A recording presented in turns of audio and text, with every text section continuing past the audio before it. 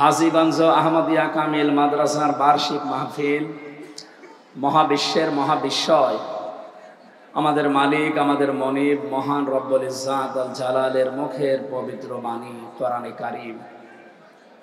পবিত্র এই অনুষ্ঠানের সম্মানিত সভাপতি, হাজীগঞ্জ আহমদিয়া কামিল মাদ্রাসা সম্মানিত অধ্যক্ষ কাজী আবু তাহের আহমদুল্লাহ আলোচনা রাখলেন। আমার আগে আপনাদের এলাকার কৃতি সন্তান, ইসলামিক চিন্তাবিদ, শিক্ষাবিদ, মুফাসসিরে কোরআন, অত্র মাদ্রাসার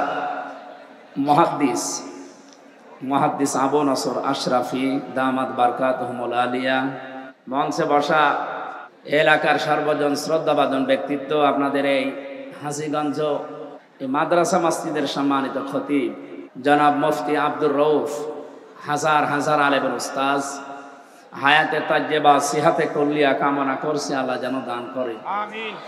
একটা বিশাল জগদ্দল পাথর আমাদের বুকের উপরে চাপা দেওয়া ছিল। আমরা আয়ামে জাহিলিয়াতের কথা পড়েছি ইতিহাসে, আমি জাহিলিয়াতের দৃশ্য আমরা নিজের চোখে দেখলাম। ইতিহাস থেকে পড়েছিলাম ওই জামানায় কোনো মানুষ বাড়ি থেকে বের হয়ে গেলে তার বাড়ির লোকজন নিশ্চিন্তায় থাকতো যে যাই হোক অন্তত আমার বাবা, আমার ছেলে, আমার ভাই আবার ফেরত আসবে। কিন্তু আমরা এমন একটা যুগ পার করলাম, এই আমি জাহিলিয়াতের এই যুগে কেউ যদি একবার বাড়ি থেকে বের হয়ে যায় ও ফিরে আসবে গ্যারান্টি আর ছিল না। এরকম একটা কঠিন মুহূর্ত পার করেছিল।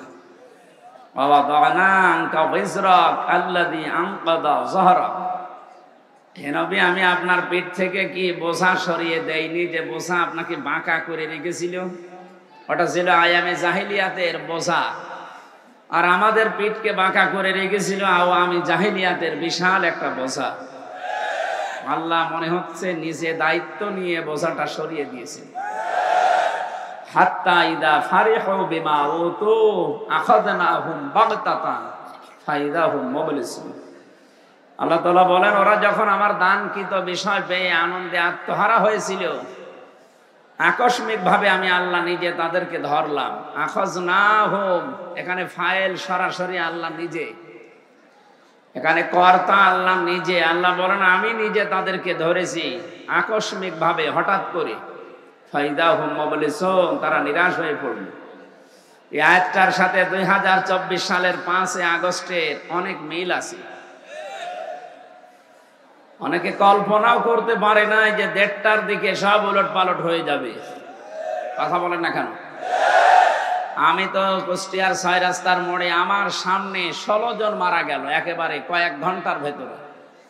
তখন বাজে 3:30, তখনও গুলি চলছে। চিন্তাও করি না, যে সংবাদ তো শুনি নাই, ওখানে তো যে অবস্থায় ছিলাম বাড়িতে যাব কি করি। এই দৃশ্যগুলো দেখে মনে হচ্ছিল মনে হয় সূর্য আর উঠবে না। কিন্তু বিকাল 5টার দিকে ম্যাডামে কল দিয়ে বলছে উনি চলে গেছে। শুকরিয়া আদায় করলাম ওই রাজপথে নামাজ আদায় করার পর। আল্লাহর দরবারে যে এই যে মন খুলে আলহামদুলিল্লাহ এতদিন বলতে পারতাম না, এমনকি আল্লাহু আকবার এই শব্দটা বলতে গিয়ে এদেশের জালেম যারা, তারা তো আছে, সংখ্যালঘু যাদেরকে আমরা বলি, হিন্দু সম্প্রদায়ের কেউ কেউ দায়িত্বে ছিল রাষ্ট্রে। বিপ্লব কুমার সরকার, পুলিশের যুগ্ম কমিশনার, এই লোকটা ঘোষণা দিয়েছিল ওই দিন সকালবেলা, আপনারা দেখেছেন, যে লিল্লাহি তাকবীর বা নারায়ে তাকবীর, আল্লাহু আকবার এই শব্দ যারা উচ্চারণ করে এটা রাজাকারদের স্লোগান, এটা জামাত ইসলামীর স্লোগান। কিচ্ছু বলতে পারে না ওই দিন সকালে। আমরা কত বড় নিকৃষ্ট কথা এই লোকটা চাপিয়েছে, এটাকে জামাত ইসলামী বাংলাদেশের স্লোগান বলেন। তামাম দুনিয়ায় এখন 257টা রাষ্ট্র, সামনে দেখতে পাচ্ছি আরো 6টা রাষ্ট্র বাড়বে, কারণ 7 সিস্টার ভেঙে গেলে আরো 6টা বাড়বে না? তাহলে 263টা রাষ্ট্র হবে। আর কয়েকদিনের ভেতরে আপনারা দেখতে পাবেন পৃথিবীর মানচিত্রে আরো 6টা বেড়ে গেছে ইনশাআল্লাহ।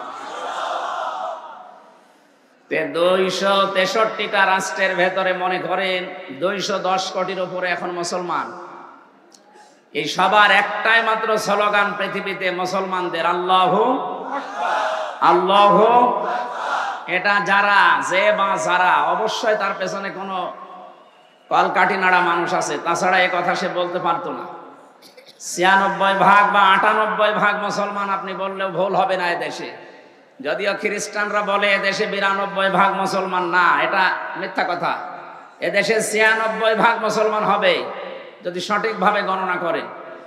সেই জায়গায় দাঁড়িয়ে একটা হিন্দু যদি এই কথা বলতে পারে যে আল্লাহু আকবার জামাতে ইসলামীর স্লোগান, রাজাকারদের স্লোগান, আমরা চাই এ দেশ যেহেতু রাজাকারের শব্দের মাধ্যমে স্বাধীন হয়ে গেল, এখন জাতীয় স্লোগান আমরা আল্লাহু আকবার চাই।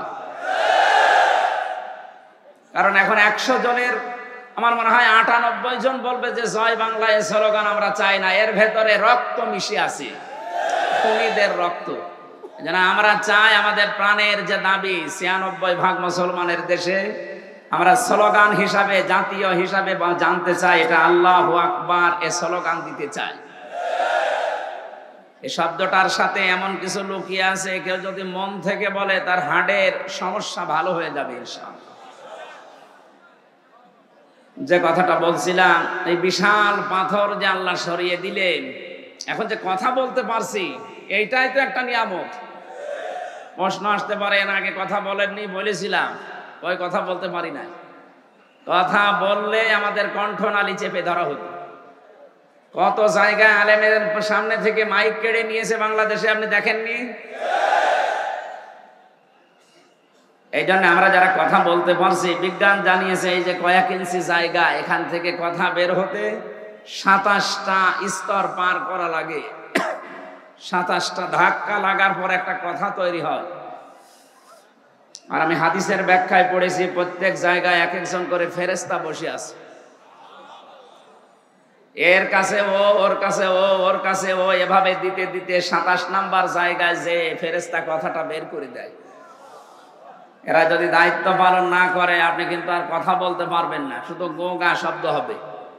সুতরাং যে আল্লাহ আমাদেরকে কথা বলার মতো বিশাল নিয়ামতটা আবার ফিরিয়ে দিয়েছেন, খালাকাল ইনসান আল্লামাহুল বায়ান, সেই আল্লাহর জন্য বলেন আলহামদুলিল্লাহ। পৃথিবীতে আপনারা আনন্দ করার জন্য যদি কিছু পেয়ে থাকেন, কোরআনের সাথে যার সম্পর্ক আছে ওইটা নিয়ে করবেন। আজকের এই দৃশ্য দেখে মনে হচ্ছে চাঁদপুরের হাজীগঞ্জ এলাকার মানুষেরা আজ আনন্দিত। যদি কষ্ট পেত, কষ্ট করে এই জায়গায় এভাবে বসে থাকতো না কোরআনের জন্য। সুতরাং আমরা বিশ্বাস করি, আমরা আনন্দিত, আল্লাহর কোরআনের ওই আয়াতের সাথে আমাদের জীবনের মিল হয়ে গেছে। قُلْ بِفَضْلِ اللَّهِ وَبِرَحْمَتِهِ فَبِذَلِكَ فَلْيَفْرَحُوا هُوَ خَيْرٌ مِّمَّا يَجْمَعُونَ। সূরা ইউনূসের 58 নম্বর আয়াতে আল্লাহ জানিয়েছেন, নবী আপনি বলুন, তাম দুনিয়া যা গেইন করে, যা অ্যাচিভ করে, যা অর্জন করে, যা কিছু পেয়ে আনন্দে আছে, আমি আল্লাহর কাছে কোরআনে কারীম শ্রেষ্ঠ সম্পদ। সুতরাং কোরআন যারা পেয়েছে তারা যেন আনন্দ করে। হুয়া খায়রুম মিম্মা ইয়াজমাউন, তামাম দুনিয়া যা পেয়েছে তার তুলনায় কোরআন শ্রেষ্ঠ। আজকের এই অনুষ্ঠানের সম্পর্ক কোরআনের সাথে, কিসের সাথে? শুধু যদি কোরআন বাদ দিয়ে আমির হামজা, এ মসজিদের খতিব মুফতি আব্দুর রউফ, এমনকি আমাদের বাবারাও আসতো, আপনারা আসতেন, বলেন এর সম্পর্ক শুধুমাত্র আল্লাহর কোরআনের সাথে। এই জন্য নিজেদের ব্যবসা বাণিজ্য অনেক কাজকর্ম বন্ধ করে দিয়ে কোরআন শোনা, কোরআনে কারীম বোঝার জন্য ছুটে এসেছি। যে আল্লাহ আমাদেরকে অন্তত এই আয়াতটার সাথে জীবনের মিল ঘটিয়ে দিলেন, আর একবার বলেন আলহামদুলিল্লাহ। আজকে 30 তারিখ না? কালকে রাতের পরে 12টার পরে দেখবেন এদেশে অনেক মানুষ আনন্দ করবে যার সাথে কোরআনের সম্পর্ক নেই। 31st নাইট পালন করার জন্য যারা টাকা গুছিয়েছেন 1 বছর বিভিন্ন মানুষকে ফুল কিনে দেবেন, এরকম কেউ থাকলে হাত তোলেন তো ভাই। আলহামদুলিল্লাহ, আমি এখানে ওইরকম মানুষ আসবে না। ওগুলো বাইরে এখন চিন্তা ভাবনা করছে যে কখন কোন পজিশনে কি করা যায়। সুতরাং আমরা এরকম বানানো কোনো দিবস পালন করতে রাজি না যেটা কোরআনের সাথে সম্পৃক্ত না। মুসলমানদের দিবস পৃথিবীতে 2টা, একটা ঈদুল আজহা, একটা ঈদুল ফিতর। কথা বলেন না কেন? এছাড়া বাকি কোনো দিবস আমাদের আছে? বাকি সব দিন আমাদের কাছে সমান। সুতরাং যারা এই 31শে ডিসেম্বরের রাত 12টার পর থেকে বিভিন্ন জিনিস ফুটিয়ে আনন্দ করবেন, আপনার ওই আনন্দ কোরআনের সাথে সম্পৃক্ত না। কোন মুসলমান অন্তত এই আনন্দ করতে পারে না যার সাথে কোরআনের কোনো সম্পর্ক। কথা বুঝেছেন? আল্লাহ আমাদের মেনে চলার তৌফিক দেন, আমিন। কোরআনে কারীম মানুষের সামনে কি করে উপস্থাপন করা লাগে আমার আল্লাহ আমাদেরকে 1500 বছর আগে শিখিয়ে দিয়েছেন। আমরা আল্লাহর ওই ধরনকে সামনে নিয়ে আসি যে এইভাবে কোরআন মানুষের কাছে উপস্থাপন করতে হয়।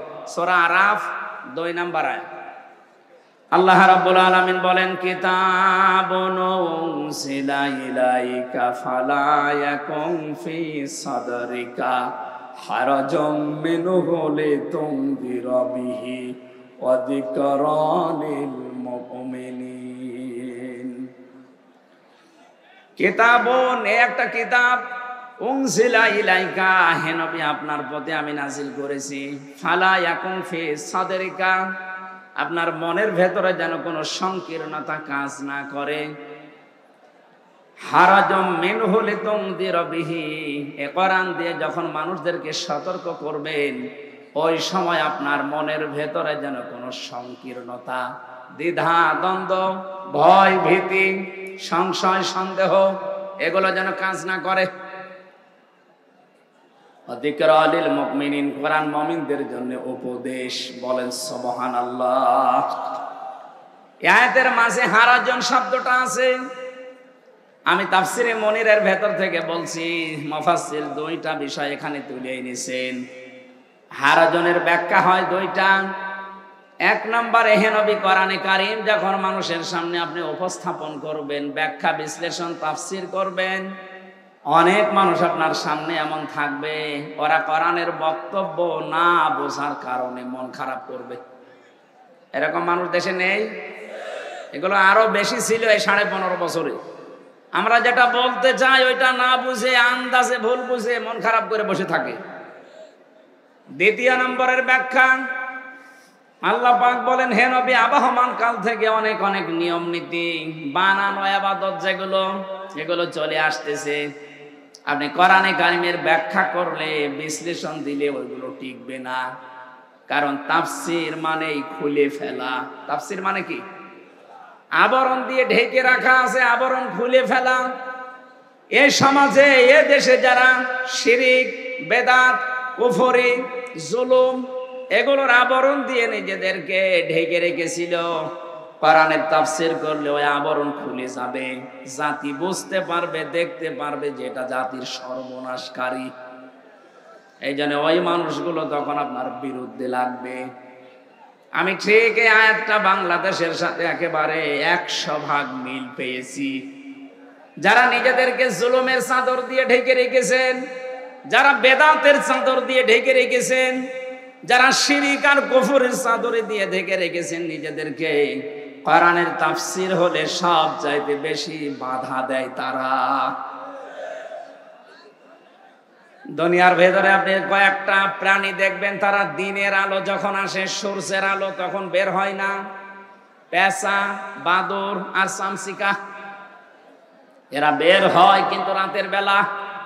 রাত যখন গভীর হয়ে যায়, অন্ধকার হয়, তখন এরা বের হয়ে মানুষের ফসল নষ্ট করে, কলা নষ্ট করে।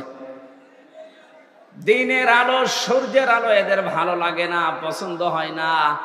এই জন্য রাতের আধার এরা বেছে নিয়েছে, অন্ধকার এদের ভালো লাগে। এই জন্য এদের নামও দেখেন ডিজিটাল নাম না, পেঁচা, বাদুড়, চামচিকা। নাম শুনলেই মনে হচ্ছে যে খুব সুন্দর হবে। এদের একবার দেখলে কেউ আর একবার দেখতে তার মন চাবে। কি বুঝলেন এখান থেকে? দিনের আলো, সূর্যের আলো যাদের ভালো লাগে না, এদের চেহারা আল্লাহ ওইরকমই বানিয়েছে। এদেশে যাদের কোরআনের আলো, ইসলামের আলো, দিনের আলো যাদেরকে সহ্য হয় না, এই মানুষগুলো যাদের চরিত্র অন্ধকারের ভেতরে ভালোবাসে, অন্ধকারে নিমজ্জিত থাকে, আপনি দেখবেন এই মানুষগুলোর চরিত্রের কাটিং ঠিক ওই রকম। চরিত্রের ভেতরে কত নোংরামি লুকিয়ে আছে তাদের, উপরে দেখলে বোঝা যায় না, ভেতরে তাদের চরিত্র এই পেঁচা বাঁদুর চামচিকার শরীরের চাইতেও খারাপ।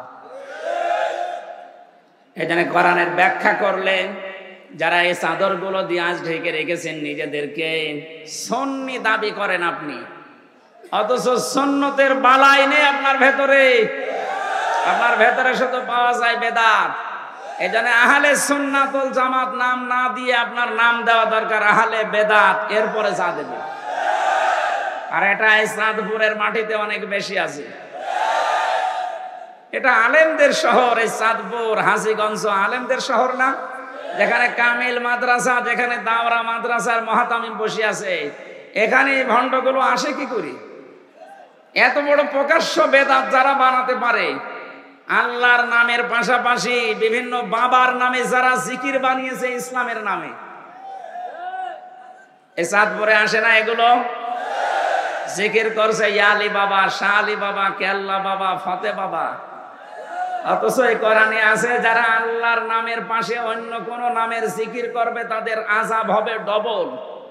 সূরা ফুরকান 68 নম্বর আয়াত, আল্লাযীনা লা ইয়াদউনা মা'আল্লাহি ইলাহান আখার।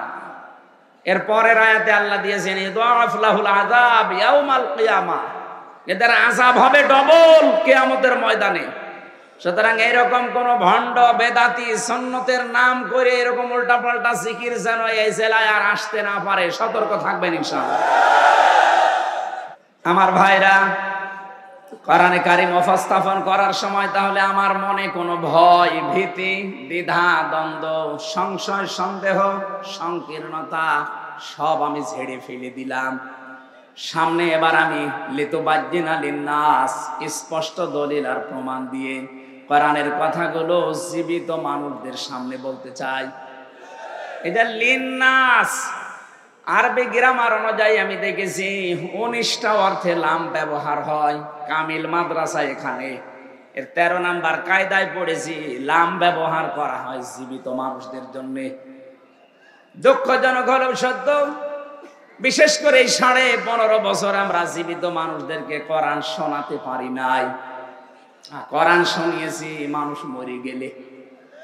যারা কোরআনে বাধা দিত, যারা তাফসীর মাহফিলে বাধা দিত, ওদের বাবা মারা গেলে আমারে ডাক দিয়ে বলতো হুজুর কোরআন পড়ে দেন। এই কথা বলেন না কেন? আপনার তো বাবা মারাই গেছে, এখন পড়ে করব কি? যতদিন জীবিত ছিল অতদিন পড়লে কাজ হতো। এই ধারণাটা বাংলাদেশে অনেকে এখনো জিয়ে রেখেছেন যে মরে গেলে পাশে 8-10 জন মিলে কোরআন খতম করছেন। কোন ইসলামে পেয়েছেন এটা? এটা বানানো নিয়ম। ইসলামের ভেতরে যদি নতুন করে কিছু তৈরি করে ইবাদত মনে করে চালিয়ে দেন, ওটা কিন্তু বেদাত। আশা করছি এই হাজীগঞ্জ থেকে বেদাতটা আস্তে আস্তে উঠে যাবে ইনশাআল্লাহ। কোরআন শোনানো লাগবে মরা মানুষকে না জিন্দা মানুষকে? আরো জোরে বলেন। পরিবেশই তো ছিল না। জিন্দা মানুষদেরকে কোরআন শোনাতে গেলে 14 জায়গায় পারমিশন নেওয়া লাগতো। এটাকে আমি বানিয়ে বললাম? হ্যাঁ, মরে গেছে আপনি পড়েন, 1 খতম না 14 খতম পড়েন। অথচ কোরআনে কারীম আল্লাহ নাযিল করেছিলেন জীবিত মানুষদের জন্য।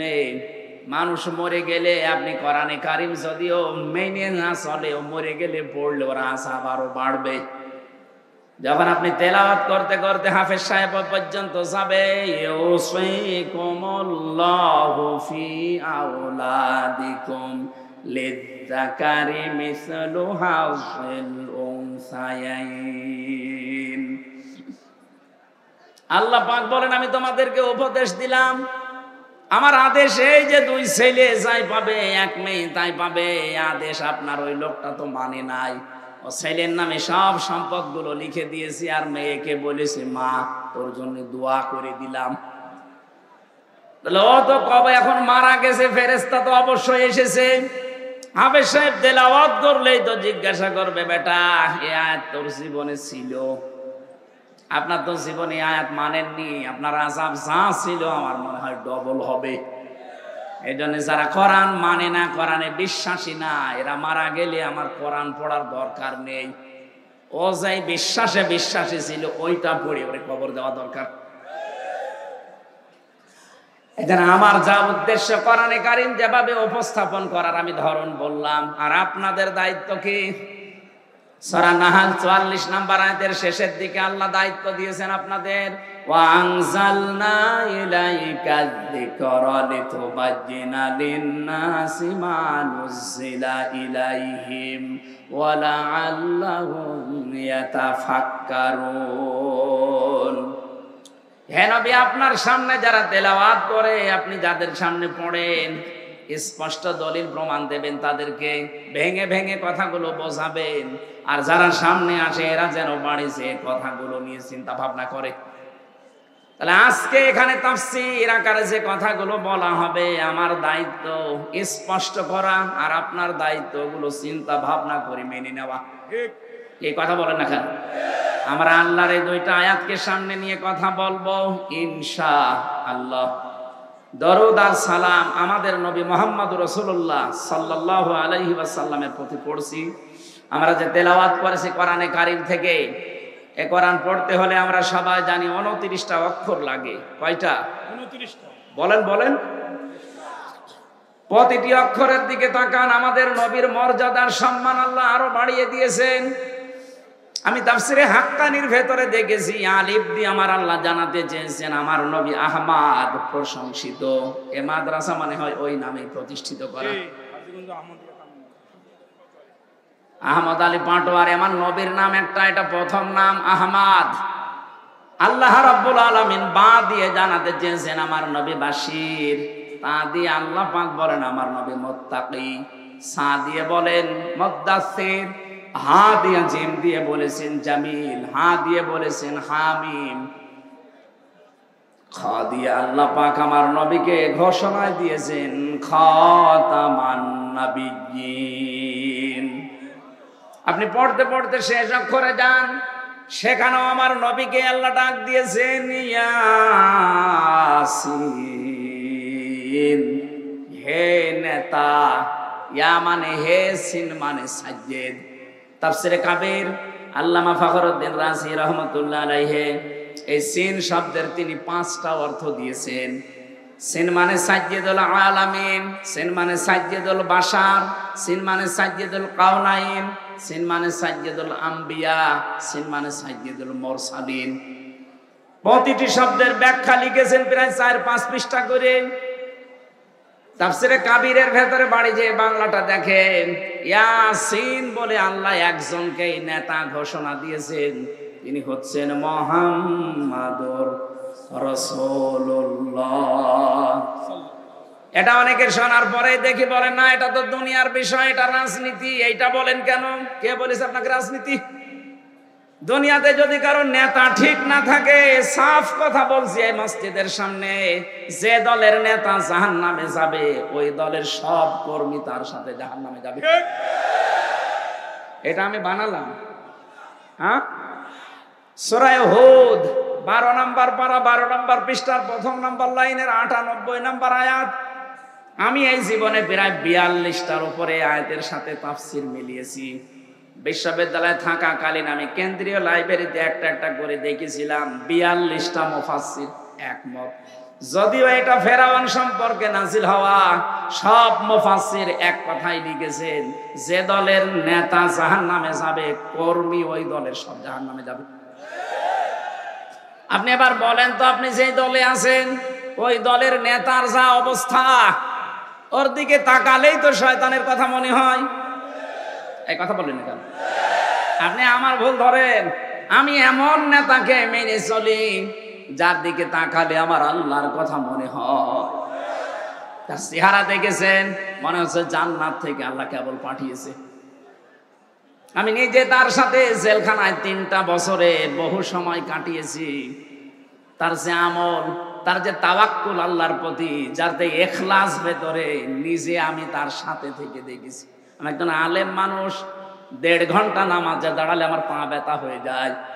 আর আমার নেতাকে আমি এমন পেয়েছি, উনি এক সেজদায় প্রায় 45 মিনিট 1 ঘন্টা কাটিয়ে দেয়। আপনার সেজদা তো 1.5 মিনিটের বেশি যায় না। মাওলানা মামুনুল হককে দেখেছি এক রাকাতে উনি 1.5 পারা 2 পারা 2.5 পারা পড়ছে, অথচ বয়স 52 বছরের উপরে। আর আমার 33 বয়সের 1 পারা পড়তে গেলে পা ব্যথা করে। আপনার ইবাদতের মান তাদের তুলনায় কিছুই না। এমনিতেই তাদের কথার ভেতরে আল্লাহ এত তাসির দেয়নি। আমরা 8 ঘন্টা কথা বলে যা হয় উনি 2 মিনিটে তাই বলে ফেলে। এই কথা বলছেন না? আমি আপনার বিবেকের কাছে বলছি, বলেন আপনি আন্দাজে যে রাজনীতি মনে করে খালি উল্টিয়ে যান। আপনার যে নেতা, সত্যি করে বলেন, ওর দিকে তাকালে কি আল্লাহর কথা মনে হয় না শয়তানের? আমি আমার নিজেরটা বললাম, যার দিকে তাকালে সত্যি আমার আল্লাহর কথা মনে হয়, তার ভেতরে যে আল্লাহ ইখলাস দিয়েছেন, এই ইখলাসের কারণে। কথা এমনিতেই কম বলে, দেখবেন কথা বললেই মনে হয় 14 ঘন্টা বলা লাগে না, 1 মিনিটে যথেষ্ট। ইয়াসিন দিয়ে আল্লাহ প্রথম শব্দের যে ব্যাখ্যা দিয়েছেন, তাফসীর কাবীর ফখরুদ্দিন রাজি রহমতুল্লাহ আলাইহি, সাইয়্যিদুল আলামিন, আলম না, আলম মানে দুনিয়া। এই পৃথিবীতে এখন 257টা, আর 6টা যেহেতু রাষ্ট্র বাড়বে আমার বিশ্বাস। কি কথা বলছেন না কেন? আপনাদের বিশ্বাস হচ্ছে না? আমার তো বিশ্বাস হয়ে গেছে। কারণ ওরা যেভাবে আল্লাহর ঘর ভাঙা আরম্ভ করেছে, ওদের পূর্বপুরুষরা আল্লাহর ঘর ভাঙতে এসে কাসফিম মাকুল হয়ে গেছে। আজকেও সকালে ওই শয়তানরা একটা ঘর ভেঙেছে আল্লাহর, বলছে এখানে 500 বছর আগে মন্দির ছিল। পৃথিবীর মানুষেরা দেখি মাটির নিচে কেউ তেল পায়, গ্যাস পায়, স্বর্ণ পায়, আর শয়তানরা শুধু মাটির নিচে মন্দির পায়। আমাদের ধর্মে শুধু বাড়াবাড়ি নেই, জোর জবরদস্তি নেই, এই জন্য আমরা কিছু বলি না। তাছাড়া আপনারা যা করেন, আমাদের ধর্মে যদি বাড়াবাড়ি থাকতো, লা ইকরাহা ফিদ্দিন যদি না থাকতো, সত্যি কথা বলছি, এই দেশে একটা মন্দিরও থাকতো না। 850 বছরে এলাকা শাসন করেছে মুসলমানেরা, পিটিয়ে মুসলমান বানিয়ে ফেলতো সব। যেহেতু আমাদের ধর্মে বাড়াবাড়ি নেই, জোর জবরদস্তি নেই, এই জন্য আমরা কিছু বলছি না। আমাদেরকে বলতে বাধ্য করবেন না। এতদিন যে মিথ্যা তথ্য ছড়িয়েছেন আমরা কিছু বলি নাই। এখন আপনারা আল্লাহর ঘরে হাত দেওয়া আরম্ভ করেছেন। আর কতগুলো ঘর ভাঙবেন? আজকে সকালে একজন হিন্দু নেতা এই ভারতের বুকে দাঁড়িয়ে এসে সত্য কথাটা বলে দিয়েছে যে আমরা সব হিন্দুরা আল্লাহর এই ঘর মসজিদ ভাঙার পক্ষে না, এগুলো সব মোদি দাদার কাজ। এই জন্য উগ্রপন্থী হিন্দু যারা আছে, এরা শুধু হিন্দুদের শত্রু না, এরা মানবতার শত্রু। ওরা খ্রিস্টানদেরও ছাড়ে না। খ্রিস্টান 2টা মেয়েকে উলঙ্গ করে হাঁটিয়েছে ভারতের রাস্তায়। ডোনাল্ড ট্রাম্প এমনি রেগে গেছে, বেটা জাতে মাতাল হলো তাহলে ঠিক আছে। কয়েকদিন আগে ঘোষণা দিয়েছে না যে আমার মেয়েকে, আমার বোনকে, আমার মাকে তোরা উলঙ্গ করে হাঁটাবি, 16 লাখ ভারতীয় আছে, সব পাঠিয়ে দেব। আমি শপথটা নিয়ে নিই, জানুয়ারির 20 তারিখে ওর শপথ। যদি ওর এমনি একটু তার কাটা হালকা আছে, এক রোকা মতো কথা যা বলে করে ফেলে, যদি 16 লাখ পাঠিয়ে দেয়, দাদার ধুতি থাকবে কিনা আল্লাহ জানে। এখনো বন্ধ করেন। প্রতিবেশী হিসাবে আমরা একটু সতর্ক করলাম, কারণ আপনার বাপ দাদারা এটা করে ছাড় পায়নি। কথা বলেন না কেন? আপনারা যা আরম্ভ করেছেন এতদিন, মুসলমান গরু খাওয়ার অপরাধে সবাই করেছেন, কিচ্ছু বলি না। কিন্তু এখন আল্লাহর ঘরগুলো ভাঙছেন। আল্লাহ রাব্বুল আলামিন যে গজব নাজিল করবেন, ওই গজবে শেষ পর্যন্ত আমরা পাশে আছি তো, আমাদেরও ক্ষতি হয়ে যাবে। এজন্য সতর্ক করলাম, আপনারা থামেন। এরপরও যদি না থামবে না জানি, কারণ জালেমদেরকে আল্লাহ হেদায়েত দিচ্ছে না, দেবে না। আল্লাহু লা ইয়াহদিল কওমাজ জালিমিন, ইয়াহদি এটা মোজারে, বর্তমান ভবিষ্যৎ, প্রেজেন্ট ফিউচার। জালেমদের আল্লাহ হেদায়েত দিচ্ছে না, দেবেও না। জুলুম করতে করতে একটা পর্যায়ে যখন মানুষ সীমা শেষ করে দেয়, তখন আল্লাহ তাকে আর ফিরিয়ে আনার মতো কোনো কায়দা রাখে না। আবু জেহেলও শেষ পর্যন্ত আর ফিরে আসতে পারে নাই, ফেরাউনও আর ফিরে আসতে পারে নাই। এই কথা বলেন না কেন? ফেরাউন ফিরে আসতে পেরেছিল? ফেরাউন ফিরে আসতে পারে নাই। আমি তিনটা কারণ পেয়েছি তাফসিরে। আধুনিক তাফসির দেখবেন, এক নম্বরেও কিন্তু আল্লাহর স্বীকৃতি দিয়েছিল, আল্লাহ একজন আছে এ বিশ্বাসও করেছিল, কিন্তু রেসালাতের ঘোষণা দিতে পারেনি। আমি এখানে ওই বিশ্বাসে যারা আছেন তাদেরকে বলছি, আল্লাহর কথা মতো হয়তো নামাজ পড়েন, রোজা রাখেন, হজ করেন, দান সাদকা করেন, কিন্তু এই জামানার প্রেরিত পুরুষ যিনি আল্লাহর পক্ষ থেকে, মুহাম্মাদুর বলি ইয়া আইয়ুহান নাস ইন্নী রাসূলুল্লাহি ইলাইকুম জামিআ। হে নবী, আপনি বলেন দুনিয়ার মানুষেরা সকলের জন্য আমি রাসূল হয়ে এসেছি আল্লাহর পক্ষ থেকে। সুতরাং এই জামানায় এখনো পর্যন্ত যারা আল্লাহর প্রেরিত পুরুষ রাসূলুল্লাহকে মানতে চান না, তার কথা বললে শুধু রাজনীতি মনে করেন। আমার তো মনে হচ্ছে আপনি নামাজ পড়েন, রোজা রাখেন, হজ করেন, দান সাদকা করেন, আপনার মরণ হবে ফেরাউনের মতো। আর দেশে অনেকে এরকম বিশ্বাসে আছে, আমি নাম নিলাম না তাই। এই কথা বলেন না কেন? বলে আমি কি নামাজ পড়ি না, আমি কি রোজা রাখি না, আমাদেরকে ইসলাম শেখাবেন না। আরে ভাই, আপনি ইসলামের কি জানেন? ইসলাম কোন জায়গা থেকে এসেছে ওই শব্দটা বলতে পারবেন?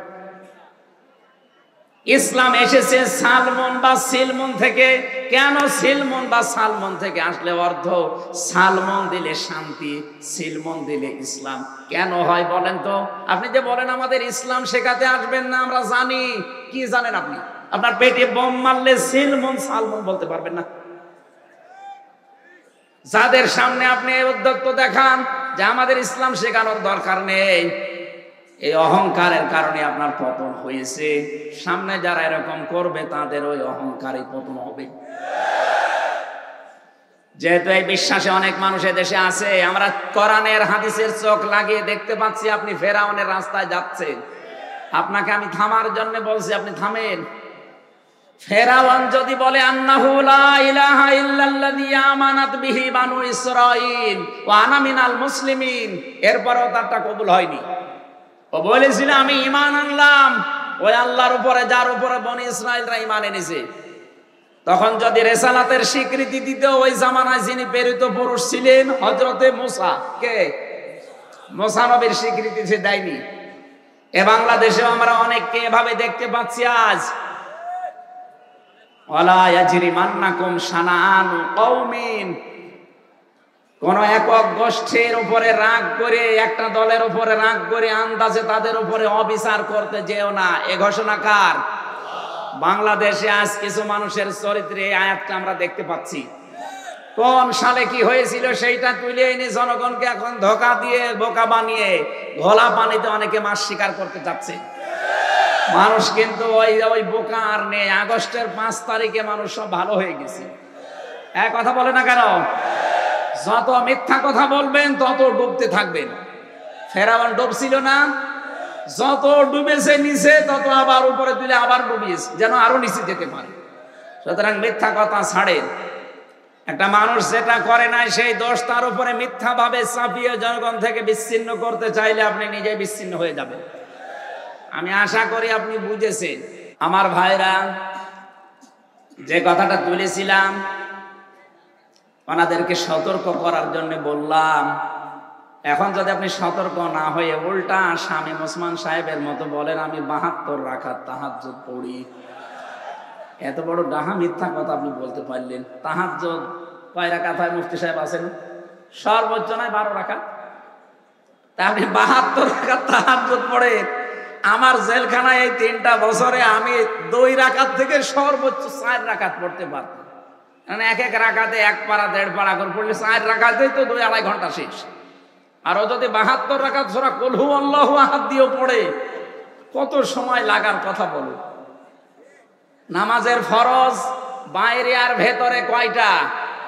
আপনাকে বলছি না, উনি যদি বলতে পারে যে তাহাজ্জুদ 72 রাকাত পড়ে, যে নামাজের বাইরে আর ভেতরে ফরজ এই কয়টা, আর কেন আল্লাহ ফরজ গুলো দিয়েছে যদি বলতে পারে, আমি মেনে নেব যে 72 না, ও আরো ডবল তাহাজ্জুদ পড়ে। এটা একটা মিথ্যা প্রমাণ হয়ে গেছে অলরেডি। যারা ফরজ নামাজ পড়ে না তারা তাহাজ্জুদ পড়ে, বিশ্বাস করা যায়? বলেন। দুনিয়ার স্বার্থে যে মানুষগুলো নবীর সুন্নতের উপরে ছুরি লাগায়, এই দরবেশকে যেদিন পুলিশে ধরেছিল, এই তুই দাড়ি কাটলি না ফরমান, দাড়ি রাখা সুন্নত, জান বাঁচানো ফরজ। কি ফতোয়া বানিয়েছে দেখেছি। সুতরাং এরা না, এখন এরা তামাম দুনিয়ার কাছে ঘৃণিত। সারা বাংলাদেশ তো ঘৃণা করে, তামাম দুনিয়ার কাছে এরা ঘৃণিত এদের জুলুমের কারণে।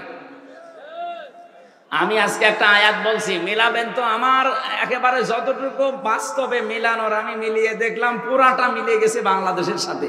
সূরা নমল 19 নাম্বার পারা, 20 নাম্বার পৃষ্ঠা, 7 নাম্বার লাইনের 52 নাম্বার আয়াত। আধুনিক যে তাফসীর এখন পাবেন দেখবেন, মিলিয়ে দেখবেন মিলে যাচ্ছে। আল্লাহ রাব্বুল আলামিন বলেন, ফাতিলকা বুয়ুতুহুম খাবিয়াতাম বিমা যালামু। আল্লাহ যেন এভাবে দেখিয়েছেন, ফাতিলকা বুয়ুতুহুম, বাইতুন না বুয়ুত বহুবচন, এই সেই ঘরগুলো, খাবিয়াতান, জনশূন্য করে দিয়েছি, পরিত্যক্ত হয়ে গেছে এগুলো, বিমা যালামু, এদের জুলুমের কারণে। আয়াতটা আমি 2024 সালের 5 আগস্টের সাথে চোখ বন্ধ করে একটু মিলিয়েছি, দেখছি খাপের খাপ মমতাজের বাপ মিলে গেছে।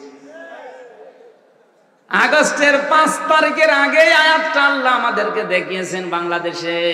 আমার কুষ্টিয়ার হানিফের বাড়ির দিকে তাকান, ওটা এখন খাবিয়াতান, জনশূন্য হয়ে গেছে, পরিত্যক্ত। মানুষের এত রাগ ছিল তার উপরে, তার বাড়ির পায়খানার ইট পর্যন্ত, প্যান পর্যন্ত খুলে দিয়ে চলে গেছে। ওটা এখন গণ টয়লেট হয়ে গেছে। শুধু হানিফের বাড়ি না, সারা বাংলাদেশের চিত্র প্রায় একই রকম। কেন? এটা বিমা যালামু, এদের জুলুমের কারণে। কারণ যে জায়গায় জালেমরা জুলুম করে ওই জায়গাটা পর্যন্ত অভিশপ্ত হয়ে যায়। 630টা থানা আছে আপনাদের হাজীগঞ্জ সহ, প্রায় থানার বিভিন্ন জায়গায় যারা জালেমদের বসবাস আমরা দেখেছি। এই জালেমদের শুধু বাড়ি ঘর না, যেখানে যেখানে ওরা ষড়যন্ত্র করত, জায়গাগুলো পর্যন্ত আল্লাহ এখন উজাড় গৃহ বানিয়ে দিয়েছে। কত অত্যাচার করতো, বিশেষ করে এই মিনি আয়না ঘর আর বিগ আয়না ঘরে। আমি তো 10 দিন ছিলাম, আমি টের পেয়েছি জুলুম কারে বলে। হঠাৎ রাত 2টার দিকে এসে বলবে যে রেডি হন। কি রেডি হব? আপনাকে নিয়ে যাওয়া হবে কোথায় জানি না, চোখ মুখ বাঁধা কালো কাপড় দিয়ে 4-5 জন এসে আপনাকে বেঁধে ফেলবে। সারা রাত ধরে তো এমনিতেই পিটিয়েছে, 3-4 জন ধরে পিটায়। ডক্টর শফিকুল ইসলাম মাসুদ, দেলাওয়ার হোসেন, এই 2 জনকে যে অফিসার মেরেছিল, আমরাও ছিলাম তার দায়িত্বে। বলছে ফুটবলের মতো তারে আমরা লাত দিয়েছি। চোখটা বেঁধে নিয়ে হঠাৎ গাড়িতে তুলে সারা রাত ঘোরাবে, কোথায় কোথায় নিয়ে যায় জানি না। হঠাৎ রাত ফজরের আজানের একটু আগে দেখবেন আপনি গাজীপুরের জঙ্গলে, ওই টাঙ্গাইলের মধুপুরের জঙ্গলে। কি এখানে কি? বলে তোরে ছেড়ে দিলাম, যা। যেই দৌড় দেবেন পেছন থেকে গুলি করে বলবে ক্রস ফায়ারে মরে গেছে। এই চলছিল এই 15.5 বছর। আমি কত মানুষের ওই কান্নার আওয়াজ মাটির নিচে ওই ঘরে শুনেছি।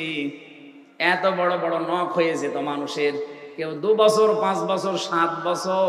আমি 7 বছর পর্যন্ত পেয়েছিলাম। অনেকে শুনেছি বড় যেটা বেগ আয়না ঘর, সেখানে 14 বছরও মানুষ আছে। এত বড় বড় নখ আমি দেখেছি, আমার সামনে দিয়ে নিয়ে যাচ্ছে। কেউ কেউ দেওয়ালের সাথে খুশিয়ে খুশিয়ে লিখে রাখতো, ভাই যদি বাইরে যেতে পারেন এই নাম্বারটায় জানাবেন যে এই নাম্বারটার লোক একটা বেঁচে আছে। এখনো পর্যন্ত অনেকে জালেমের সাফাই গায়ে দেখি। আপনি মানুষ, আপনি যদি বুঝতেন যে কি করেছে, পায়খানাকে যেমন ঘৃণা করেন তার চাইতেও বেশি ঘৃণা করতে ওই জালেমাকে। আমি তো ভক্ত ভোগী, এই জন্য আমার একটু রাগ বেশি। কয়েকদিন আগে আমার এই শ্রীমঙ্গল নিয়ে গিয়েছিল, হেলিকপ্টারে যাবার সময় পাইলট আমারে বলছে, হুজুর এই কপ্টারের এই দরজায় হাত দিয়ে। আমি একটু হেলান দিয়েছিলাম, বললাম কেন? হোক আছে, লাগলে কিন্তু খুলে পড়ে যাবে। তখন মনে হয় নারায়ণগঞ্জ পার হচ্ছিলাম, মনের ভেতর একটা চিন্তা আসলো, আল্লাহ ও দুই বোন যখন পালিয়ে গেল, হোকটা যদি একটু খুলে যেত তাহলে একটা খেলা। আর যদি আমার সামনে পড়তো, আমার হাতে যা থাকতো আল্লাহর নাম নিয়ে পিটাতাম। 3টা বছরের জীবনটা একেবারে শেষ করে দিয়েছে। এখন হাজারো রোগ আমার শরীরে। ডায়াবেটিস আমার জীবনে কোনোদিন নামই শুনিনি আমার বংশে, অথচ আমার এখন ডায়াবেটিস 27, 19। এই মাথার এই এক সাইড প্রায় হালকা ড্যামেজ হয়ে গেছে। ওরা চিকিৎসার নামে তো কিচ্ছু দেয়নি, বিশেষ করে আলেমদের। মাওলানা মামুনুল হক আর আমির হামজা ওদের চোখের শোল ছিল। আমাদের 2জনকে 24 ঘন্টা ফাঁসির কন্ডেম সেলে রেখেছে, আবার তালা লাগিয়ে সামনে দিয়েছে সিসি ক্যামেরা। 2জন কারারক্ষী 24 ঘন্টা খালি অল্টারনেট হয়। আর তাদেরকে দেয় যারা হিন্দু, দেবদুলাল, পরশ পাথর, এরকম মানুষকে দিয়ে যায়। ওর সাথে কথা বলা তো দূরের কথা, কিছু বললেই আরো রেগে যায়, যোগাযোগ বিচ্ছিন্ন। কত কঠিন অবস্থায় যে রেখেছিল। এমনিতে আজকে জালেমদের বাড়ি ঘরগুলো অভিশপ্ত আল্লাহ বানিয়েছে, এমনি না, এই কারণে। ঢাকার ওই বাড়িতে কত মানুষ আবেগ নিয়ে সোমা পর্যন্ত খেত। আপনি কালকে যান, ওটা এখন জন টয়লেট হয়ে গেছে। 8-10 জন করে যাচ্ছে একসাথে, কেউ এদিকে কেউ এদিকে কেউ এদিকে, মনে হচ্ছে জামাতবদ্ধ টয়লেট চলছে। এটা এমনি না। আমি আমার জীবনে একটা জিনিস মিলিয়েছি। 16 সালে একবার হজে গিয়েছিলাম, তাওয়াফ করছিলাম কাবা শরীফ। 7 চক্কর দেওয়ার পরে দেখলাম যে ভালোই লাগছে। হঠাৎ একটু উপরে গেছি, যে দেখছি পেটে ব্যথা। কি গো? এক পুলিশকে ডাক দিয়ে বললাম, ইয়া আখি তাহাল, এদিকে আসেন ভাই। কি বললাম যে আমার এই ফার্মেসি লাগবে। এতক্ষণ তো ভালোই লাগছিল, পেটে আমার ব্যথা করছে। পুলিশ আমারে বলছে, ইয়া হাজি হল হজ্জা তাই না বিলা দোকান? ও হাজি, দেশ কোথায়? যে তুমি বাংলাদেশ। বাংলাদেশ থেকে এসেছি। আমারে বলছে, হাজি আপনি জানেন না এটা কোন জায়গা? না তো, নতুন এসেছি।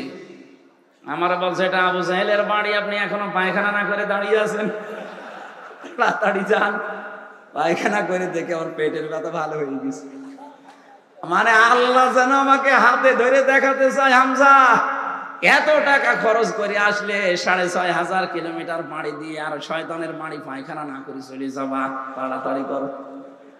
ঠিক যেন জালেমদের এই 15.5 বছরের জুলুম অত্যাচার যখন একেবারে শেষ পর্যায়ে পৌঁছে গেছে, ইন্নামা নুমলি লাহুম লিয়াজদাদু ইসমা ওয়া লাহুম আযাবুম মুহিন। আল্লাহ পাক বলেন, পাপের বোঝা মানুষের যখন পরিপূর্ণ হয়ে যায়, তখন আমি তাকে অপমানজনক শাস্তি দেই।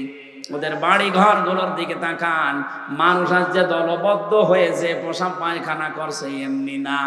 কথা বলেন না কেন?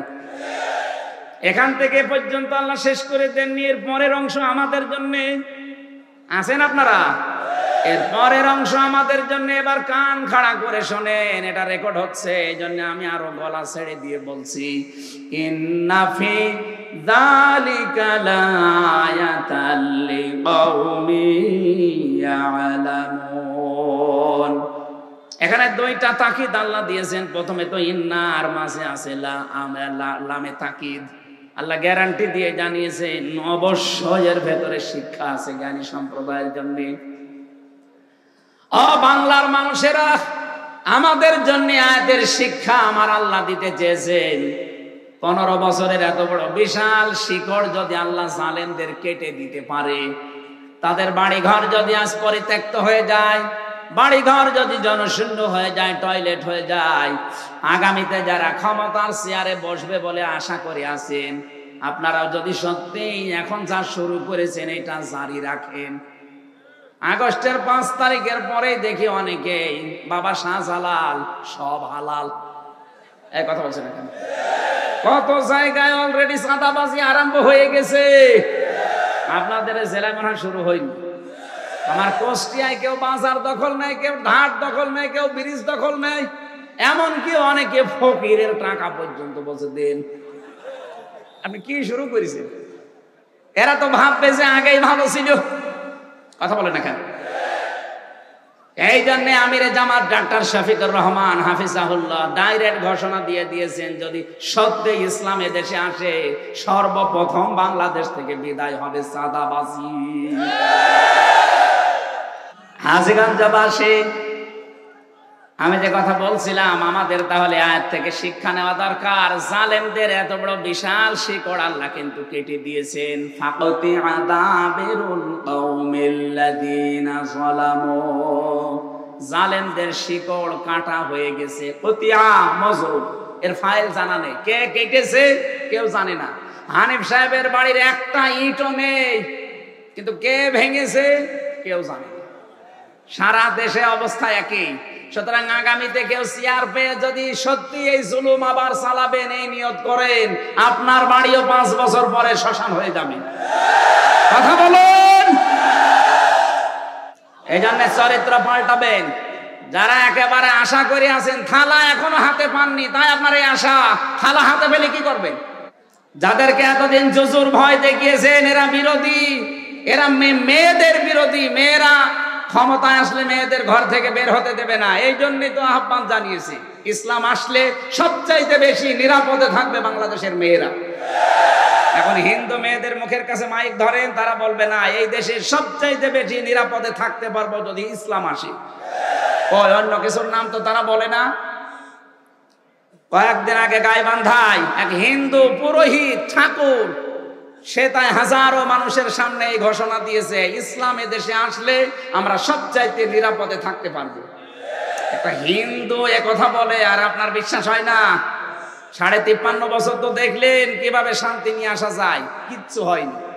সারা দুনিয়ায় আমাদের এই বিরুদ্ধে মিথ্যা কথা ছিল যে দেশে সাম্প্রদায়িক সম্প্রীতি নিয়ে এদেশে সংখ্যালঘুদের উপরে নির্যাতন হয়। যদিও মিথ্যা তথ্য ছড়িয়ে এই কাজ করেছিল, এটা এখন পুরাটা মিথ্যা প্রমাণ হয়ে গেছে।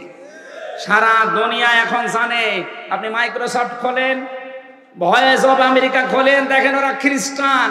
তাম দুনিয়ার এই 257টা রাষ্ট্রের উপরে, বিশেষ করে জাতিসংঘের আন্ডারে 195টা রাষ্ট্র আছে। ওরা মনিটরিং করে জানিয়েছে, আগস্টের 5 তারিখের পর থেকে এই ডিসেম্বরের 29 তারিখ পর্যন্ত সবচাইতে বেশি নিরাপদে সংখ্যালঘুরা বাংলাদেশে আছে। আর এতদিন পুরাটা মিথ্যা ছড়িয়েছে। এগুলো তো সব খ্রিস্টানরা চালায়, ভয়েস অফ আমেরিকা। আপনি দেখেন, তাম দুনিয়ায় জরিপ চালিয়ে ওরা বলছে সবচাইতে বেশি মিথ্যা তথ্য প্রকাশ করে ভারত। এতদিন যাদেরকে বন্ধু বলতেন, গলায় গলায় ভাবছিল ট্রাম্পের আর মোদির, এখন দুইজনের সাপে নেউলের সম্পর্ক। বললাম না, ওরা এক রোকা মতো। যদি জানুয়ারির 20 তারিখে শপথ নিয়ে যা বলেছে যদি করে, দাদা তো এখন হাহা করছে, শেষে লুঙ্গি ধুতি কিচ্ছু পাবে না। ওরা এখন পাগল হয়ে গেছে, বলছে আমরা চট্টগ্রাম নিয়ে নেব। আরে দাদা, আপনি কি যৌতুক নেবেন? আর মেয়ে তো পালিয়ে গেছে, যৌতুক কিসের? পালানো মেয়ের আবার যৌতুক হয়? মেয়ের বিয়েই তো আমরা মানি না, কারণ যার সাথে পালিয়েছে ও দাদা তো মুসলমানই দিইনি। আর যে বয়স দাদার, এখন মুসলমানি দিতে গেলে তো গোড়া থেকে কেটে বাদ দিয়ে দেবে। আমি ওস্তাদরা আছে এই জন্য কিছু বললাম। এই বয়সেও মুসলমানি দেওয়া সম্ভব? 4-5 বছর 6 বছর হলে হইতো। ও বুড়ো বুড়ো ভামের মুসলমানি কোন হাসামে দেবে? এখন যে হাসাম দেবে ও তো চোখ বন্ধ করে কাটবে। শেষে দেখা যাচ্ছে আগা কাটবে, যে গুড়া কেটে ফেলছে। ওর বিয়ের স্বাদ মিটে যাবে না। সুতরাং বিয়ে তো মানি না, আর মেয়ে পালানো মেয়ে ও সাথে আমরা নেব না। যৌতুকের তো প্রশ্নই আসে না। আমাদের ধর্মে কোনো যৌতুক দেওয়াও জায়েজ নেই, নেওয়াও জায়েজ নেই। আমাদের ধর্মে বরযাত্রী জায়েজ আছে, আছে। অথচ বহু মানুষ দেখে বিয়ে করার সময় বরযাত্রী নিয়ে যান। এই সিস্টেম পাল্টানো লাগবে ভাই। আমরা জানি এই কুমিল্লা, চাঁদপুর, নোয়াখালী এগুলো আলেমদের শহর। এখান থেকে সারা বাংলাদেশে ইসলাম সাপ্লাই হয়। আপনারা এই নিয়মটা পাল্টাতে পারবেন না? আগামী থেকে কোনো বইয়েতে বরযাত্রী যাবেন না, অলিমা করেন। অলিমা জায়েজ আছে না? এটা ছেলের বাড়ি না মেয়ের বাড়ি? ছেলের বাড়ি। এই আপনারও কি দাদার মতো সমস্যা? এই অলিমা ছেলের বাড়ি হয় না মেয়ের বাড়ি হয়? আমাদের ছেলের বাড়িতে অলিমা এই সিস্টেমটা চালু করা দরকার। একটা মেয়ে 18-20 বছর 22 বছর এত কষ্ট করে মেয়েটাকে মানুষ করার পরে আপনার হাতে তুলে দিচ্ছে, এরপর আবার 200 মানুষ খাওয়ানো লাগবে। কোথায় পেয়েছেন বন্ডামি? ওই মেয়েটা কোনোদিন তার মা বাবার আর কিছু উপকারে আসবে? সারা জীবন তো আপনার বাড়িতে আপনার উপকার করবে। সুতরাং মেয়েটা যে দিচ্ছে এটা নিয়ে আরো তার বংশের 200-400 মানুষ খাওয়ানো দরকার। আর উল্টা করে আপনি যে আরো 200-300 মানুষ খাওয়ান। এই জন্য আমার মনে হয় বরযাত্রী যারা যায় এর মতো ছোট লোক আর ইতর, এরপরও যাবেন বরযাত্রী। কারা কারা বরযাত্রী যাবেন হাত তোলেন তো। আলহামদুলিল্লাহ, এই এলাকায় বিয়ে শাদী দিয়ে এবার শান্তি হবে। আমি বারবার বলছি এই কারণে, আমার তো ছেলে নেই, আমার খালি মেয়ে, আমার বাসা লাগবে না। আর আমি মেয়ে বিয়ে দিলে এলাকায় একটা দেওয়া যায়, যেহেতু আপনারা বরযাত্রী যাবেন না নাকি? হ্যাঁ ঠিক আছে। তো যে মেয়ে পালিয়ে গেছে ও মেয়ে আমাদের আর দরকার নেই। ওয়ালা তুনকিহুল মুশরিকিনা হাত্তা ইউমিনু, সূরা বাকারা 221 নম্বর আয়াতের মাঝের অংশে আছে। আল্লাহ বলেন যতক্ষণ মুশরিক পুরুষ মুমিন না হবে, মুমিনা নারীর জন্য তাকে বিয়ে করা।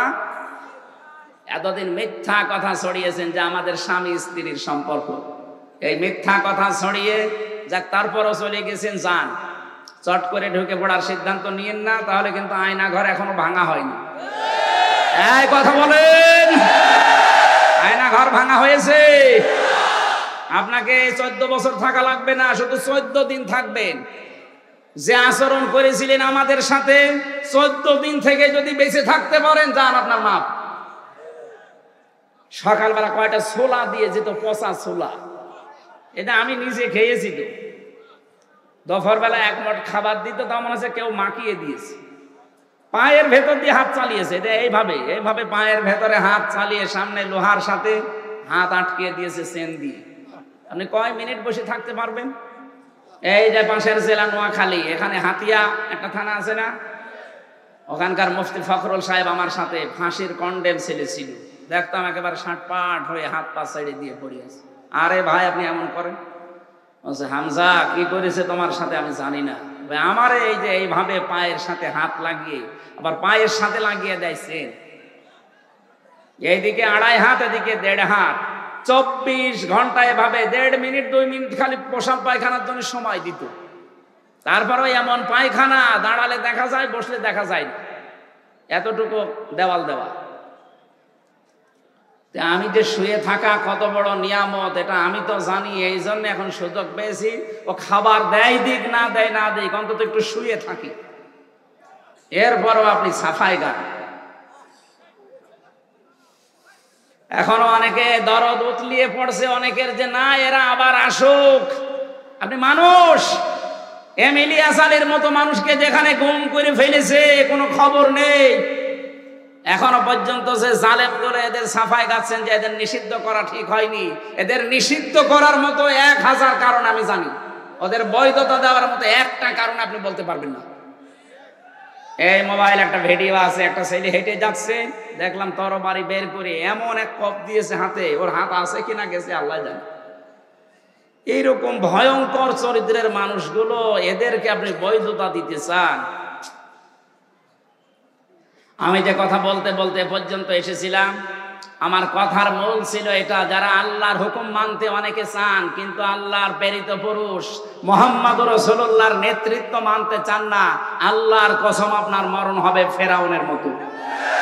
আর এই দেশে আমি এরকম মানুষ এখন কিছু দেখতে পাচ্ছি, আমি নাম নিলাম না, হাজারো মানুষ এখন এরকম আমি দেখতে পাচ্ছি। ওরা আল্লাহর কথা বলেন মানে, হ্যাঁ আমি নামাজ পড়বো, রোজা রাখবো, হজ করে আসবো, দান সাদকা করবো, অসুবিধা নেই, কিন্তু জামানার প্রেরিত পুরুষকে বলেন আপনি তার আদর্শের কথা বলতে গেলে তখন রাজনীতির গন্ধ খোঁজেন, তখন মৌলবাদ বলে গালি দেন।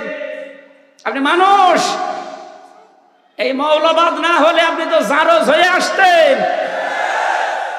আপনার নামে আজকে যে সমস্ত শব্দ লাগানো, একটা শব্দ লাগানো থাকতো না।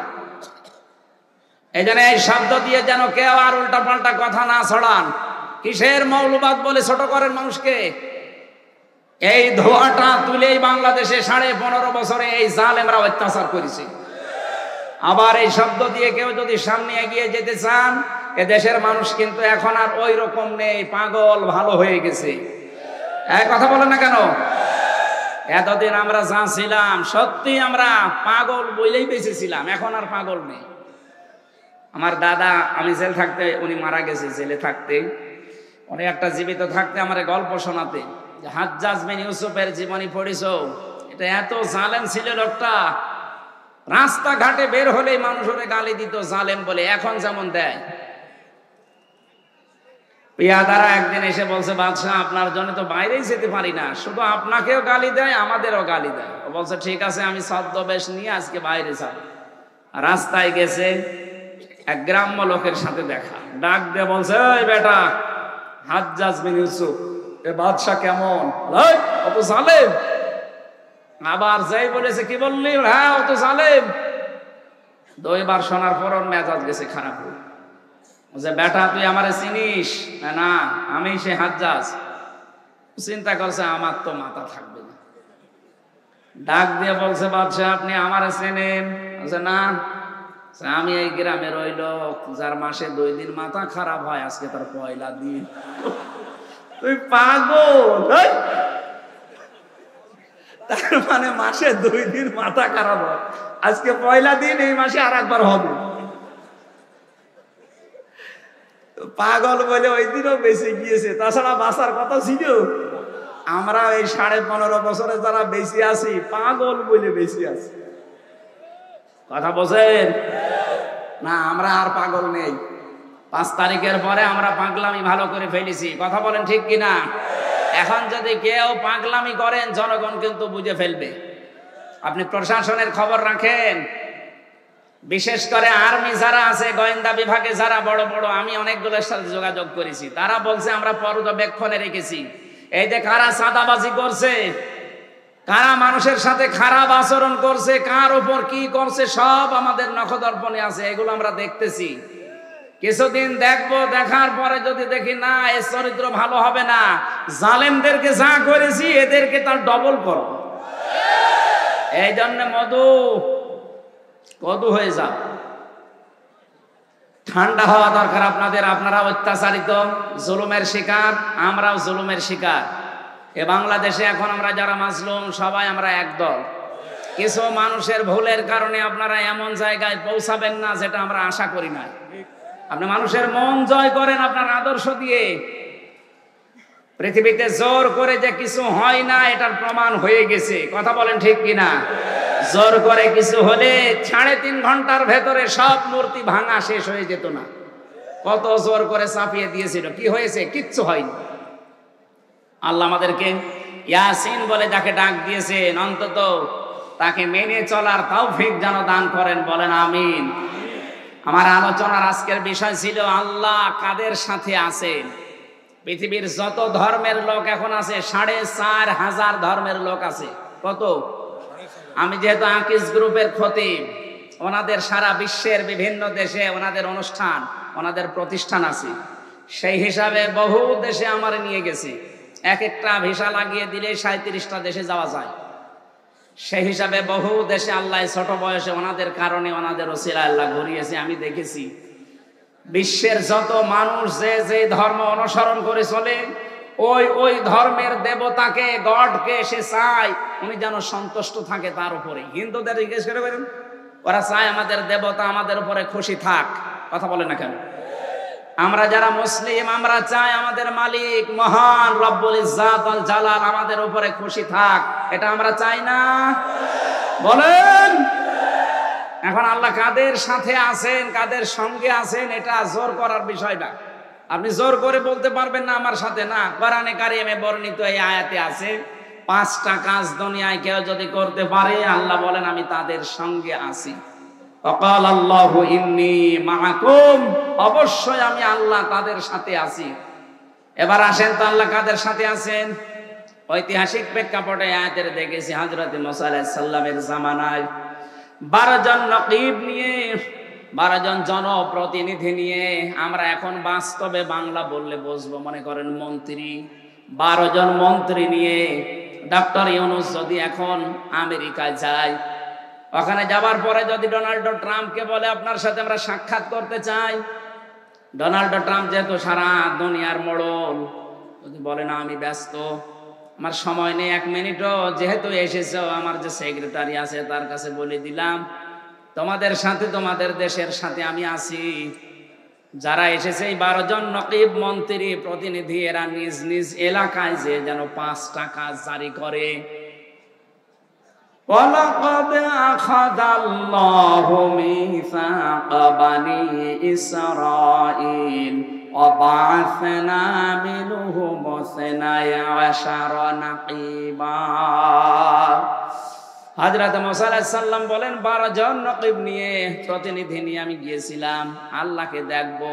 আল্লাহ সাফ জানিয়ে দিলেন লান তারানি, আমার সাথে দেখা হবে না। তবে আমি আল্লাহ তোমাদের এই 12 জন থেকে অঙ্গীকার নিচ্ছি, আমি আল্লাহ তোমাদের থেকে ওয়াদা নিচ্ছি, এই নিজ নিজ এলাকায় যে যদি আমার বর্ণিত নির্দেশিত 5টা কাজ করতে পারো, আমি আল্লাহ ঘোষণা দিলাম আজকে যে তোমাদের সাথে আমি আছি। বলেন সুবহানাল্লাহ। ও বাংলার মানুষেরা, রাজনৈতিক ভাবে বিভিন্ন মত দল আমাদের থাকতেই পারে, আল্লাহ কাদের সাথে আছে এই দেশে এটা আপনাকে কোরআন দিয়ে নেওয়া লাগবে নাকি বানাবেন? বলেন। এদেশে হাজারো দল আছে, হাজারো মতের মানুষ আছে, যেহেতু 96% মুসলমান এদেশে, আল্লাহ আমাদের সঙ্গে থাকে এটা আমরা সবাই চাইবো। কথা বলেন না কেন? আল্লাহ বলেন আমি 5টা কাজ যারা করবে তাদের সাথে আছি। লা ইলাহা আকামতুমুস সালাত, 1 নম্বরে যদি তারা নামাজ কায়েম করে, নামাজ পড়ে, কথা এখানে আল্লাহ দেয়নি, যারা নামাজ কায়েম করে, চাঁদপুরবাসী নামাজ কায়েম করার দায়িত্ব কিন্তু শুধু একা একার না, এটা রাষ্ট্রের দায়িত্ব। আল্লাযীনা ইম্মাক্কান্নাহুম ফিল আরদি আকামুস সালাত, আমার মুমিন বান্দাদেরকে যদি চেয়ারে বসায়, তারা সর্বপ্রথম নামাজের বিল আনবে, তাহলে এই দায়িত্বটা রাষ্ট্রের। কার? আরো জোরে বলেন। আমার তো যতটুকু কোরআন হাদিস পড়ে আর বাংলাদেশ নিয়ে যে ধারণা, আন্তর্জাতিক বিশ্বের ষড়যন্ত্রগুলো আশা করছি বন্ধ হবে। আল্লাহর রহমত যেহেতু আমরা তাকে সঙ্গে রাখতে চাচ্ছি, এই জন্য নামাজ যারা কায়েম করতে চায় এই দেশে, আপনার দল বেদল দেখলে হবে না, নামাজ কায়েম যারা করতে চায় তাদেরকে রায় দেওয়া লাগবে। এদেশে 300 এমপি দাঁড়াবে, 151 জন মানুষ যেন এই কোরআনে কারিম বুকে নিয়ে সংসদে যেতে পারে, আর নামাজের বিল সর্বপ্রথম যেন 151 জন মানুষ পাস করতে পারে সংসদে। যে কথা বলছেন, সংসদে যে আপনাদের এখানে কে দাঁড়াবে আমি জানি না, সে যেই দাঁড়াক, আপনার আত্মীয় হোক আর না হোক, যেহেতু নামাজ কায়েমের পক্ষে আপনি, আল্লাহকে সঙ্গে রাখতে চাইলে নামাজ কায়েম যারা করতে চায় তাদের সাথে আপনাকে থাকা লাগবে। ওরা সংসদে যে যদি বলে নামাজের বিল আনতে হবে, 151 জন যদি হাত তুলতে পারে, 149 জন না তুলুক অসুবিধা নেই, 151 জন তুললে রায়টা পাস হয়ে যাবে। যেই দিন পাস হবে ওই দিনের পরে আর নামাজের ওয়াজ দেশে করা লাগবে না, বাধ্য হবে সৌদি আরবের মতো রাষ্ট্র হবে নামাজ পড়তে। হ্যাঁ, আপনি বলেন আমি কি পাবো? আপনি পাবেন সূরা নিসা 85 নম্বর আয়াত, মাইয়াশফা শাফাআতান হাসানাতান ইয়াকুল্লাহু নাসীবুম মিনহা। কোন মানুষ যদি দুনিয়ায় কোনো ভালো কাজের সুপারিশ করে, ওই লোকটা ভালো কাজ করে যে সওয়াব পাবে, আপনি সুপারিশ করে তাই পাবেন। সুতরাং এই আসনে কে দাঁড়াবে আমি জানি না, যেই দাঁড়াক ও যদি নামাজ কায়েমের পক্ষের লোক হয়, সংসদে নামাজের বিল আনবে এরকম মানুষ যদি দাঁড়ায়, আপনার আত্মীয় স্বজন না হলেও তাকে নিজ গুণে ভোট দিয়ে দেবেন। আর মনে করবেন নামাজের বিল আনলে 18 কোটি মানুষ নামাজ পড়লে যে সওয়াব হবে, আপনি শুধু রায় দিয়ে ওই সওয়াব পেয়ে যাবেন। কিয়ামতে বহু মানুষের আমলনামায় জিনার গোনা লেখা থাকবে, মদ খাওয়ার গোনা লেখা থাকবে। ওই লোকটা বলবে আল্লাহ এই আমলনামা আমার না, কারণ আমি জীবনে জিনা করিনি। আল্লাহ পাক বলেন আমি জানি তুমি জিনা করনি, ওয়ামাই ইয়াশফা শাফাআতান সাইয়্যাতাই ইয়াকুল্লাহু কিফলুম মিনহা। কোন মানুষ যদি অন্যায় কাজে মন্দ কাজে রায় দেয়, সমর্থন করে, সুপারিশ করে, ও লোকটা অন্যায় কাজ করে যা পাবে আপনি পেছন দরজা দিয়ে সাহায্য করে তাই পাবেন। আপনি এমন মানুষকে ভোট কেন দেবেন, রায় কেন দেবেন যে লোকটা ক্ষমতা পেয়ে বিল আনবে? যে মাননীয় স্পিকার, আমরা এই দেশে ফোর্স কোয়ার্টার খুলতে চাই, ব্যভিচার করার জন্য স্বাধীন ব্যভিচারের জায়গা চাই। এ আইন যদি পাশ হয়ে যায়, এর রায়টা আপনি শুধু মনে করেন আপনি ভোট দিয়েছেন, কি হয়েছে না, আপনার এই ভোটের কারণে লোকটা এমপি, ওই এমপি হওয়ার কারণে সংসদ সদস্য, এই কথা বলছেন না কেন? ওখানে যে এই রায়ের পক্ষে ও হাত তুলবে, এখানে যদি 151 জন হাত তুলে এই জেনা, এই ব্যভিচার আইনটা পাশ হয়ে যায়, এই দেশে যত মানুষ জেনা করবে আপনার একটা রায়ের কারণে ওই গুনাহ আমলনামায় যাবে। আমি আমলনামা কিয়ামতে দেখতে চাই এরকম যে আমার আমলনামায় জেনার গুনাহ লেখা আছে, জেনা করলাম না জেনার গুনাহ নিয়ে উঠবো মানে। এইজন্য এখনই সতর্ক হবেন। সবচাইতে বড় বিষয়, আল্লাহকে যেহেতু সঙ্গে রাখতে চাই, আল্লাহ নিজেই জানিয়েছেন লাইন আকামতুমুস সালাহ, যদি তারা নামাজ কায়েম করে আমি আল্লাহ তাদের সাথে আছি। সুতরাং নামাজ কায়েমের আন্দোলন যারা করে মাস্ট বি তাদের সাথে থাকা লাগবে। এ নির্দেশ কার? ওয়াতাইতুমুজ যাকাত, যাকাত দেওয়া লাগবে। যাকাত একবার দিয়েই বন্ধ করে দেবেন না, যাকাত দিতে থাকতে হবে বছরে বছরে। যাকাত ভিত্তিক অর্থনীতি এটা যে কি অনেকে জানি না, আমরা মনে করে দুনিয়ার কাজ। কে বলেছে আপনাকে? এটা একটা ইবাদত। ইসলামী অর্থনীতির যতগুলো নিয়ম নীতি আছে অনেক পাকা মুসলমানও জানে না, মনে করো ওগুলো ব্যাংকিং ব্যবস্থা সুদ মুদ ওর ভেতরে আমি নেই। কে বলেছে আপনাকে? বাংলাদেশে যত ব্যাংক আছে জেনারেল ব্যাংক গুলো আপনি বাদ দেন, হ্যাঁ ওরা সরাসরি খায় আমরা জানি। ইসলামী ব্যাংক সহ আরো আনুষঙ্গিক যেগুলো আছে প্রায় 13টা, এগুলোর শরিয়া বোর্ড আছে। এখানে মাওলানা ওবায়দুল্লাহ হামজা আছে চট্টগ্রামের পটিয়া মাদ্রাসার, শায়েখ সাজ্জেদ কামাল উদ্দিন জাফরি হাফেজাহুল্লাহ আছে। এরকম বড় বড় মাথাগুলো তারা কাজ করছে, গোনা যদি হয় তাদের হবে। নবীজি 13 বছর মক্কায় নামাজ পড়েছেন না পড়েননি? বলেন না কেন? আর 10 বছর নামাজ পড়েছেন মদিনায়। 13 বছর মক্কায় থাকাকালীন নামাজে ওই সময় কাবা শরীফের ভেতরে 360টা মূর্তি। কিভাবে নামাজ পড়লেন মূর্তি সামনে নিয়ে? নামাজ পড়েছিলেন এই কারণে যে মূর্তি সরানোর কোনো সামর্থ্য ওনার হাতে ছিল না। যখন মদিনায় যে ক্ষমতা পেয়ে আসলেন নিচে মূর্তি ভেঙে ফেলে দিলেন, এবার মূর্তি সাফ। নামাজ পড়েছিলেন না পড়েননি? এর আগে 13 বছর ওনার নামাজ হয়নি, কি করে হলো বলেন? এই দেশে যতদিন যাকাত ভিত্তিক অর্থনীতি কায়েম না হবে ততদিন পর্যন্ত আপনি ইসলামের সাথে যারা জড়িত এদের সাথে নির্দ্বিধায় কাজকার করবেন। গোনা যদি হয় ওদের শরিয়া বোর্ডের গোনা হবে, আপনার কোনো অসুবিধা নেই। আপনাকে ইসলামী অর্থনীতির এই চ্যাপ্টার গুলো পড়াশোনা করার জন্য আহ্বান জানাচ্ছি। সূরা বাকারা 275 নম্বর আয়াত থেকে 78 নম্বর আয়াত পর্যন্ত, বিশেষ করে মুশারাকা, মুদারাবা, মুরাবাহা, বায়ে সালাম, বায়ে ইস্তিসনা, বায়ে মুআজ্জাল, বায়ে ওয়াহিদা, 28টা নিয়ম আছে। একটাও আপনি জানেন না, আর আন্দাজা ফতোয়া দিয়ে দেন যে ও যা এও তা। এটা তো কাফেরদের কথা। কাফেররা বলতো ব্যবসার যা সুদ তা। এক কথা বলে না কেন? এটা কাফেররা বলতে পারে, আপনি একটু বোঝাশোনা করেন। নবীজি নিজে মুদারাবা করেছেন। মুদারাবার সংখ্যা কি? আমি টাকা দেব, আপনি শ্রম দেবেন। খাদিজা রাদিয়াল্লাহু তাআলা আনহা তিনি সম্পদ দিয়েছেন, নবীজি শ্রম দিয়েছেন। ব্যাংক তো এইটাই করছে আপনার সাথে। হ্যাঁ, যদি সোনালী ব্যাংক, রূপালী ব্যাংক, চৈতালি ব্যাংক ওরাও যদি এটা করে ওদের সাথে কারবার করে, কিন্তু ওরা তো সরাসরি নিয়ে যাই আপনাকে মায়ের সাথে জেনা করাচ্ছে।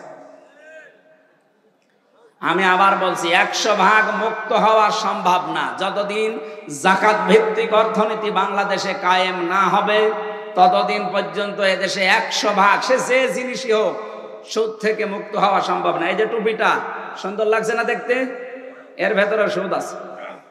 আমি বলেন হুজুর আপনি সুদের টাকা দিয়ে টুপি কিনে? না, এই টুপিটা যে ফ্যাক্টরিতে বানিয়েছে ওই ফ্যাক্টরির মালিক অবশ্যই লোন নিয়েছে। এই কথা বলছেন?